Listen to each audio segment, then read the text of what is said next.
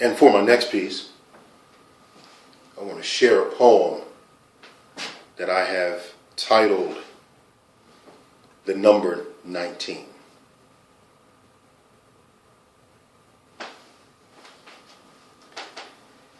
From the moment I boarded the bus, I felt a heaviness, a weightiness that I hadn't felt in a long, long time. It was a heaviness and a weightiness that was specific to that particular bus and to that particular bus line. There was intense pain on the passenger faces. And from the time their alarm clock sounded, they had been off to the races. Their lives were a forever grind with little rest, little money, and mounting bills on their mind. You see, they were good people. They were tired folk. They were fatigued beyond measure. They longed to escape the hamster wheel with hopes of just a little pleasure. They were everyday people from all walks of life whose lives were filled with untold misery, heartache, and strife. But what I can remember most were the scowls, the grimaces, the cringes that made them appear mean. But such were the stories etched on the faces of the passengers on the number 19. For example, in the front of the bus sat a postal worker with blistered feet, and an elderly, feeble woman that just boarded hoped someone would be kind enough to offer her a seat. He was a king with no queen. She was a queen without a crown, a scepter, or a royal scene.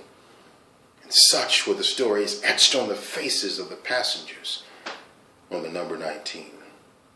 See, in the middle of the bus sat a father who worked so many hours that he hadn't seen his family for days, and surrounding him were workers of factories and retailers, security guards, winos even in a funk and a wild Irish haze. There were wall-to-wall passengers headed home after a long, hard day's work. And then there was that one, because you know there's always that one, talking much too loudly on his cell phone, oblivious of the need for silence from those around him. Wow, what a joke. There were teachers and teachers' assistants that had to return to the workforce after they retired. And then there was a woman who tried to mask her weeping as tears rolled down her cheeks. And she clutched a pink slip, who wondered how she was going to provide for her two small children, because earlier that day, she'd been fired. And then there was a man who abused himself, who had marred his reputation, for he was once a dope fiend. And then there was a woman who recently celebrated 10 years of sobriety, who had bid farewell to Jack Daniels and Jim Beam. To hundreds of people each day, it was heaven sent. For it was like an old sage, a magi on a never-ending journey, and off it went. A freight train with roaring engines leaving the scene, pressing on to the end of the line, slowly but surely, filled with weary, burdened souls, was the number 19.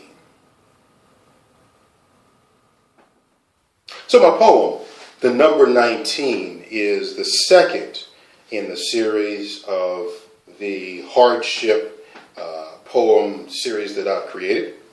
And the number 19, interestingly enough, came from an experience I had on one of the bus routes here in the city of Baltimore, and it was just different. It was touching. Having been born and raised here in the city of Baltimore and having ridden public transportation all my life, I'd gotten on the number 19, and it was a different vibe altogether. Not that it was any worse or any better than any of the other bus lines that I had ridden, but I guess it must have been that particular day. I guess it must have been the few times that it was necessary for me to take the number 19 that I realized there was something thick, heavy, burdensome. It was like I stepped on the bus and somebody draped me with a 2,000-pound garment of some type. And as I remember swiping my pass, and as I turned left, I remember walking into this wall of heaviness.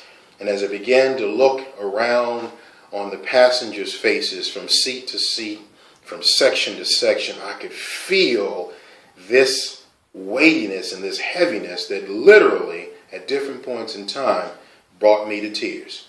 Because I could relate to the pain. I could relate to the man that was sitting there scratching his head, trying to remember, what day is it? Is this my wife's anniversary? Or was I supposed to be somewhere with the kids?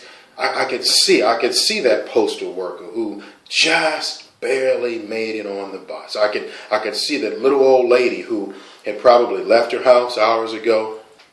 And because she was now much older and feeble, she probably didn't have any other family members, and she was relying on her own personal strength. And she probably went grocery shopping, and she got on the bus, and she had tons of bags, many more than she could carry or manage, and she barely gets on the bus. And the hope in her eyes looked around, hoping that some young man or some young woman would hop up and say, "Ma'am, can I offer you a seat? Please, would you mind sitting here?" I could see that look in her eye. In the poem, I described her as a queen with no scepter, no crown, no royal scene. In other words, she was valuable. You know, maybe perhaps in her younger years, she was connected to a group of people. Maybe she's lived long enough where her extended family members have passed on. But she now is a queen. She's valuable. But she doesn't have any of the support system pieces at this point in her life.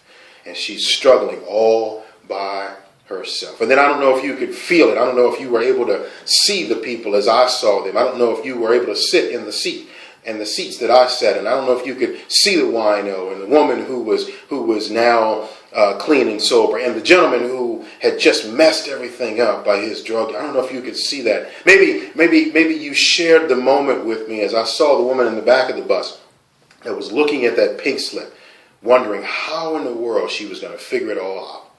Well, you know, those are all elements of this thing called the human condition.